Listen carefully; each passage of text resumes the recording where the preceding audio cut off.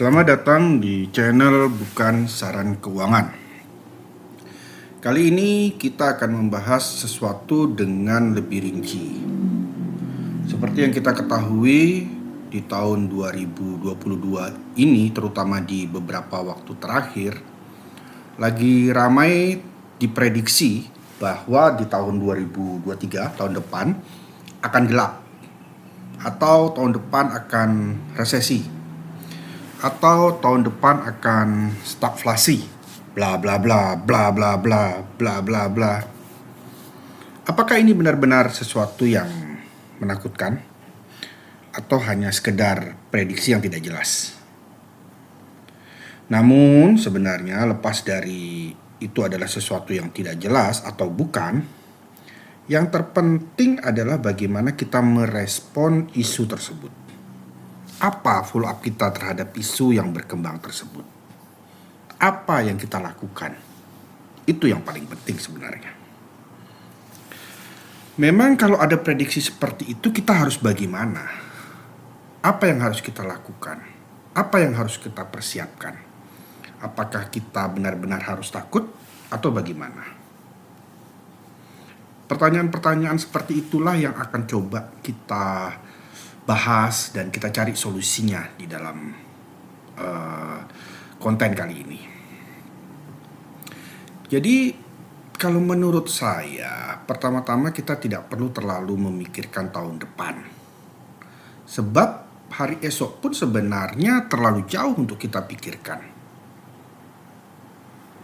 Ada yang mengatakan jika hari ini punya kesulitan hari ini dan esok punya kesulitannya esok.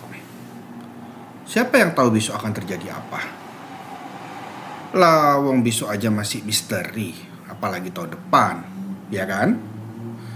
Jadi respon pertama kita jangan terlalu panik dan gerasa gerusu yang tidak jelas. Itu respon pertama kita. Tetap tenang, tetap cool. Oke? Namun, apakah itu artinya kita boleh cuek semau kita? Ya tentu aja enggak lah ya. Sebab tidak akan ada asap jika tidak ada apinya. Isu tersebut bisa menjadi viral, tentu saja artinya isu tersebut bukan sekedar prediksi yang 100% ngaco atau ngawur. Pasti isu tersebut ada nilai kebenarannya. Jadi, kita tentunya tidak boleh cuek 100% juga terhadap isu tersebut.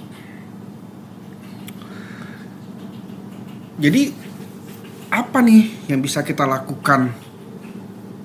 Ya, menurut saya kita harus tetap menjalankan apa yang menjadi rencana dan strategi, di mana ketika waktu kita menyusun rencana dan strategi tersebut, kita telah menganalisa dengan baik. Nah, kalau sudah dianalisa dengan baik, ya kita tetap tinggal jalankan strategi itu. Jangan setiap sedikit ada gejolak dirubah. Ada sedikit gejolak dirubah. Ada sedikit gejolak dirubah. Ya malah gak jadi apa-apa nanti. Ya berantakan aja jadinya itu. Jadi respon kita yang selanjutnya adalah, jika selama ini kita sudah melakukan riset kita, sudah menganalisa, dan kita sudah membuat strategi keuangan kita dengan prudent dan baik, maka yang perlu kita lakukan adalah tetap pada rencana dan strategi kita. Kalaupun kita ingin melakukan penyesuaian, lakukan penyesuaian yang minor atau kecil ya, atau sedikit, dan tidak mengubah secara struktural dan fundamental pada apa yang telah menjadi rencana dan strategi kita semula. Sebab rencana dan strategi manapun yang kita jalankan selalu ada sisi plus dan ada sisi minusnya. Dan lagi-lagi ya, selain itu kita tidak tahu apa yang akan terjadi di kemudian hari. Apakah betul yang diprediksi itu akan terjadi besok atau tidak? Bayangkan nih, jika kita telah merombak total strategi kita hanya karena suatu isu atau prediksi, dan ternyata isu atau prediksi tersebut tidak terjadi, kan kita merasa kayak orang idiot, ya kan? Jadi, mengikuti suatu prediksi yang belum tahu akan terjadi atau tidak adalah suatu kebodohan. Sekali lagi nih, kita harus tetap tenang. Cool man, gak perlu panik lah atau gerasa-gerusu. Tapi lagi-lagi nih, namun nih, jika pesan bahwa tahun depan itu gelap atau tahun depan itu resesi, kemudian mengarahkan kita untuk hidup lebih hemat, untuk mengurangi pemborosan, untuk benar-benar memilah kembali apa yang kita butuhkan dan bukan kita inginkan, ya itu adalah sesuatu yang positif. Bahkan hal-hal tersebut seharusnya bukan aja kita lakukan ketika mendengar suatu isu, melainkan setiap hari harus kita lakukan. Kita harus setiap hari melakukan analisa, introspeksi kita sendiri. Benarkah yang sudah kita lakukan, yang sudah kita rencanakan, yang sudah kita strategikan itu adalah yang terbaik? Atau ada hal-hal yang lebih kita bisa perbaiki lagi, kita bisa lebih baik lagi? Misalnya nih, oh ternyata nih kok kayaknya saya masih terlalu boros nih. Loh, kok yang barang yang ini kok atau jasa yang ini kok kayaknya bukan yang saya butuhkan deh, tetapi karena saya ingin aja. Atau hal-hal lainnya. Hal tersebut gak perlu menunggu isu yang menyeramkan, gak perlu menunggu tahun depan gelap, gak perlu menunggu tahun depan resesi. Hal tersebut harus kita lakukan waktu demi waktu. Jadi akan sangat baik, akan sangat berfaedah nih jika kebiasaan kita yang kalau sebelumnya gak melakukan introspeksi itu, gara-gara isu ini menjadi momentum buat kita untuk membiasakan diri melakukan introspeksi secara terus-menerus. Nah itu keren men kalau sampai begitu. Oke, tadi kan kita ngomong ngalor ngidul secara globalnya ya, secara general. Tapi kan kita lagi pingin bahas soal cryptocurrency ya.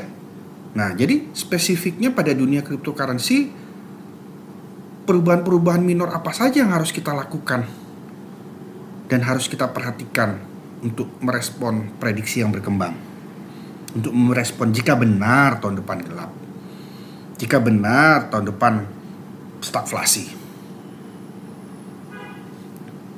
Yang pertama, kita perhatikan kembali cryptocurrency yang ada dalam portfolio kita. Apakah cryptocurrency, kripto tersebut yang ada dalam portfolio kita itu, waktu kita membelinya sudah melakukan riset dan sudah melakukan analisa dengan benar dan tepat.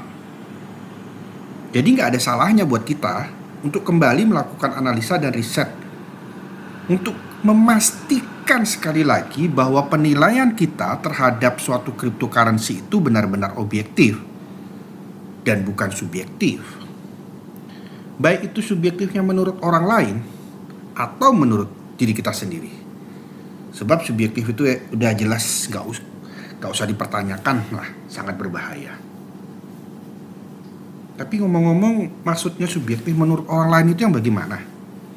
Begini, maksudnya ketika kita memilih suatu cryptocurrency, jangan sampai kita memilihnya hanya karena orang lain merekomendasikannya.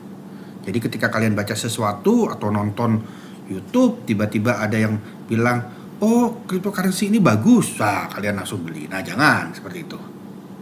Jadi walaupun ada rekomendasi dari pihak lain terhadap suatu cryptocurrency tertentu, kita harus tetap melakukan do your own research. Itu penting. Selaku lakukan riset kita sendiri. Kita harus mendalami dan meriset sendiri cryptocurrency yang akan kita beli.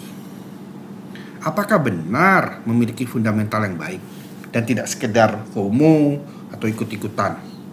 Sebab FOMO atau ikut-ikutan tanpa melakukan dior, ujungnya pasti kehancuran. Nah sekarang kalau subjektif terhadap diri sendiri bagaimana lagi tuh? Ya jangan sampai kita memilih suatu cryptocurrency hanya karena kita suka. Kan kadang-kadang kayak misalnya kita suka klub bola, kita nggak tahu kenapa kita suka aja sama klub bola itu. Nah kalau klub bola sih tidak ada problem ya. Tapi kalau masalah investasi, ini problem besar kalau hanya karena suka. Sukanya kita terhadap cryptocurrency itu harus memiliki suatu dasar yang kuat. Nggak boleh sekedar suka. Lalu apa aja dasar yang kuat itu? Kembali lagi, apakah kita sudah meriset sendiri dengan prudent bahwa cryptocurrency tersebut adalah cryptocurrency yang memiliki fundamental yang baik. Jadi kita harus melakukan riset analisa yang prudent terhadap suatu fundamental cryptocurrency. Prinsip kita berinvestasi di kripto, sekali lagi kripto. Jadi kripto tersebutlah yang harus menjadi fokus kita, bukan hal-hal lain. Sehingga seluruh sumber daya yang kita miliki, kita gunakan untuk melakukan riset dan analisa terhadap kripto tersebut. Dan setelah kita melakukan riset dan analisa kembali terhadap kripto kita, jika kripto tersebut memiliki fundamental yang baik dan kuat, maka jangan lakukan perubahan apapun. Ya sudah, biarkan aja, sudah baik, sudah prudent, sudah benar, jangan dirubah-rubah. Namun jika kita menyadari bahwa ternyata ketika kita melakukan analisa dan riset terdahulu, kita ada unsur subjektifnya, ya jelas kita perlu adakan perubahan. Dan gak perlu radikal, perubahan itu pelan-pelan aja, pelan-pelan. Sampai ketemu suatu komposisi yang baik. Sebab kripto-kripto yang memiliki fundamental yang kuat dan baik akan bertahan dalam semua kondisi. Ini sudah dibuktikan oleh waktu ya. Pada saat bull run, kripto-kripto yang memiliki fundamental baik akan naik lebih dahulu. Dan pada saat crypto winter, kripto-kripto yang memiliki fundamental baik ini penurunannya pun akan tertahan. Sehingga apa yang kita dapatkan adalah sesuatu yang optimal, sesuatu yang bagus, yang menyenangkan lah buat kita. Sebab kalau naik turun itu kan dalam investasi, apalagi dalam investasi kripto ada hal yang biasa. Kita harus membiasakan diri. Tinggal sekarang seberapa jauh naiknya dan seberapa jauh turunnya. Bagaimana kita bisa mengoptimalkan itu? Nah, kalau kebalikannya nih, buat kripto-kripto yang berfundamental buruk, sudah pastilah nggak perlu dipertanyakan akan membawa kita kehancuran. Entah scam, entah rug pull, entah ya sudahlah yang negatif-negatif. Oke?